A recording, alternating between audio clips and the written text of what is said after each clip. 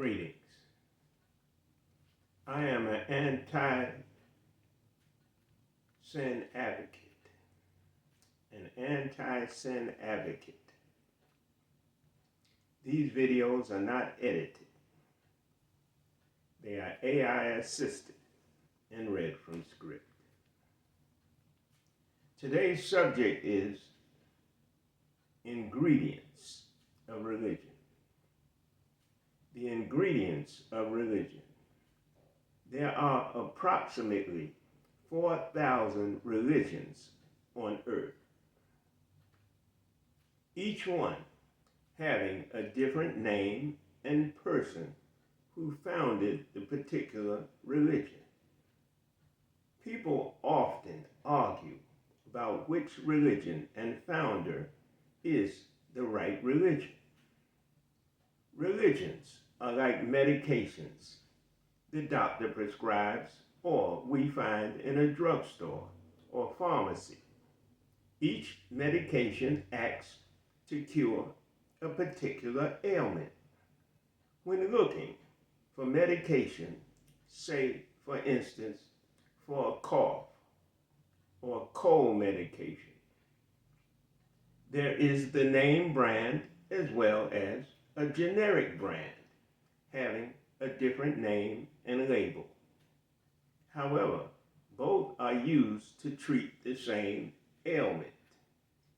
The generic brand will ask that we read the name brand's ingredients. When we do read the ingredients, we discover that the name brand and the generic brand have the same ingredients. Religions are like this. All religions have different names and producers. However, the ingredients are the same. No lying, no stealing, no fornication or adultery, obey God, pray, be clean of mind and body, do not lust, and many other behavioral agreements or ingredients. To heal our sin-sick mental state. This is the purpose, to heal our mental sin-sick state. Whatever religion a person personally proclaims as our own, like Judaism, Islam, Jehovah's Witness, Hebrew Israelites, or Christian, these are name brands of religion. When we say anti-sin advocate, we are the sin-free thread or ingredient that runs through them all. Anti-sin healing ourselves of sin. We are anti-sin advocates healing ourselves of sin. The application or practice of God's divine laws. God's commandments are the prescription or remedy for becoming sin-free. The names used to distinguish the one God are different. Allah, Jesus, or the Father, as Jesus said, my Father. Jehovah, Jah, Yeshua, Yahweh, Elohim. These are name brands for God. If you are a Muslim and someone asks, who is Allah? Your reply would be, Allah is God. When Christians pray, many say, our Father, God. When a person asks, not knowing who is Jehovah, we would answer, Jehovah is God. God is the generic name for all religions who proclaim a name for God using the English terminology. All religions have the same ingredient to promote recovery from sinful sickness to sin-free living. Returning back to sinless behavioral health. Being honest, striving to attain and maintain righteous thinking and conduct is behavioral, mental, and physical promotion of health.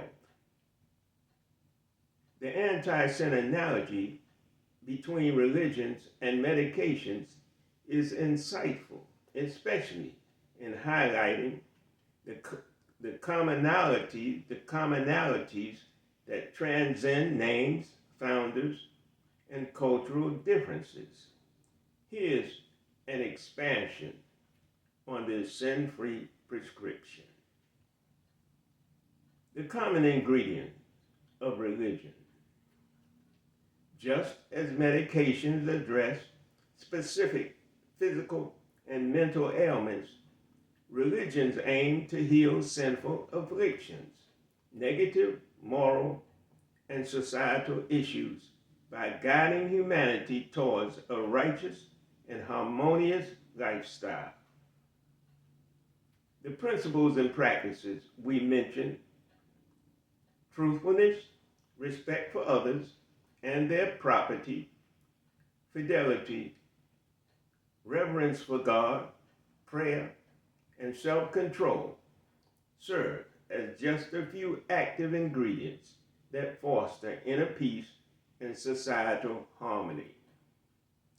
God's lawful principles and practices are universal because they align with the lawful moral fabric of all human existence, which transcends cultural and temporal boundaries of land, class, creed, or color. God's laws are universal, governing both the heavens and the earth. God's laws are the cause and effect of all creation. God himself is sustained by his own law. God and his law are one. God's law is the energy upon which all of creation depends, and there is nothing in creation that is independent from God's presence of law. Light, life, and power. There is nothing that exists that is not under God's all-consuming law. God as well is consumed within the law, the power of law. God and God's law are one. God has always sent universal truths by different people in different languages and by different ones of his servants. He has always sent different people, different languages, and by different servants. The variety of religious names and so-called founders reflects humanity's diverse ways of understanding and relating to the divine lawful way of life. Each religion is adapted to its cultural and historical context, much like medications are formulated for specific illness, physical as well as mental, while maintaining their core purpose to heal. Religion is formulated to heal the sin-sick mind, release the sinful slave from our sinful behavior, while we are learning to continually practice God's commandments. This is the resurrection of us who have been buried in the grave of sinful conduct. The names and rituals may differ, but the essence of living sin-free, virtuous lives and aligning with God's divine lawful will is consistent throughout all righteous religions. The importance of recognizing these shared values. Arguments over which religion is right arise because people focus on external differences rather than internal similarities, principles, and practices of living sin-free. By examining the ingredients, we see that most religions guide followers toward a life free of sin and filled with good habits, kindness, and good deeds. This realization of sameness, this realization of sameness bridges divides, fostering respect and unity among individuals of different faiths in our joint effort to eradicate sin from all our lives, no matter what denomination. Religion as a tool, not the goal. Just as medication is a means to restore health, religion is a tool to guide individuals toward sinless growth and moving closer to bringing our godlike image and character to the surface from within ourselves. The ultimate goal is not the label, but the inner transformation. Religion inspires to heal. We who have been blinded by sin, a person committed to living according to God's commandments and embodying righteous virtues, is fulfilling the purpose of what religion seeks to achieve, regardless of the name attached to our practice. However, when one's belief is not buffeted by God's behavioral commandments, then be careful, because it, the religion, more than likely has been tampered with by men's hands, adding in and taking away, altering it from the original text, diluted by devious minds who want to make money, remain in control of the deceived followers or the sinfully sick, who preach doctrines which have no effect of eliminating sinful behaviors. These doctrines are allegorical stories, parables, fables, and opinions having many varied meanings of interpretation, where God's laws are decisive, allowing for no interpretation, just decisive. For example, no lying, no stealing, no fornication or adultery, no killing, no lust. Just hear God's command and obey. The anti-sin perspective. The anti-sin perspective. From an anti-sin viewpoint, this analogy underscores the idea that living sin-free is a universal calling that transcends or moves past religious labels.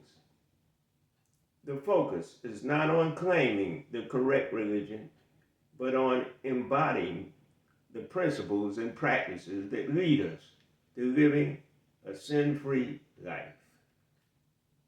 Every religion that aligns with these principles and practices contributes to this universal mission as much as possible to eliminate sin from our world.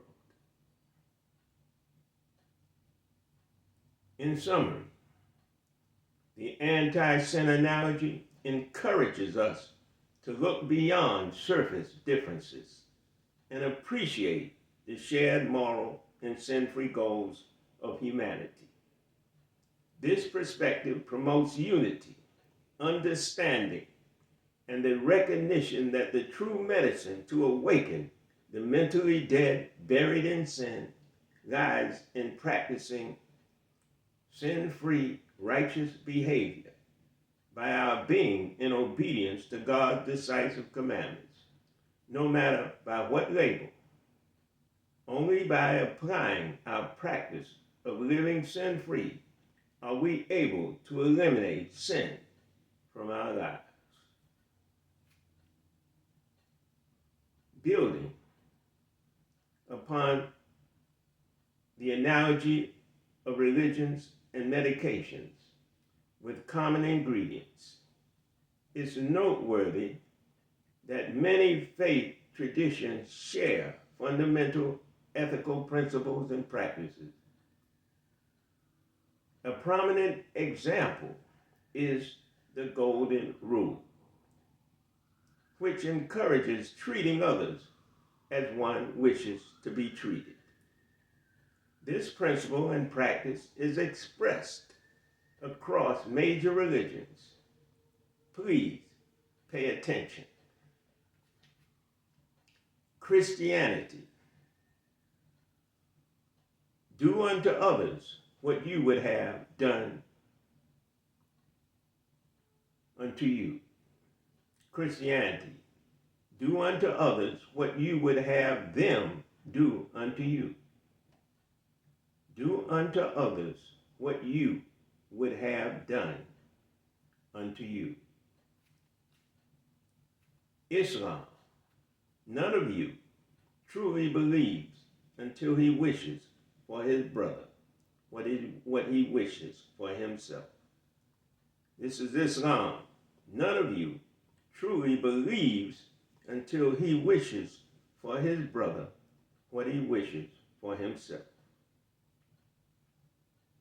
Hinduism.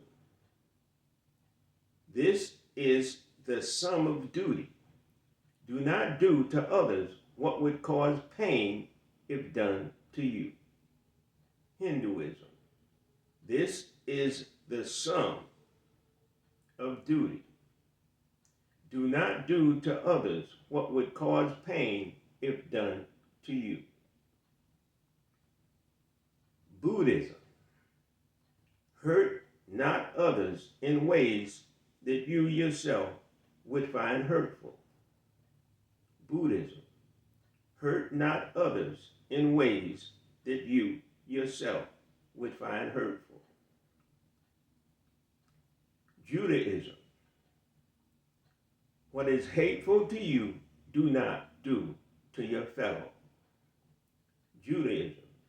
What is hateful to you, do not do to your fellow. This means male and female, your fellow, no matter what race, creed, or color, your fellow might come in. Judaism. What is hateful to you, do not do to your fellow. These shared ethical teachings suggest a universal moral compass inherent in human societies, transcending individual religious doctrines. Recognizing these commonalities fosters mutual respect and understanding among diverse religious communities. Want for your brother what you want for yourself.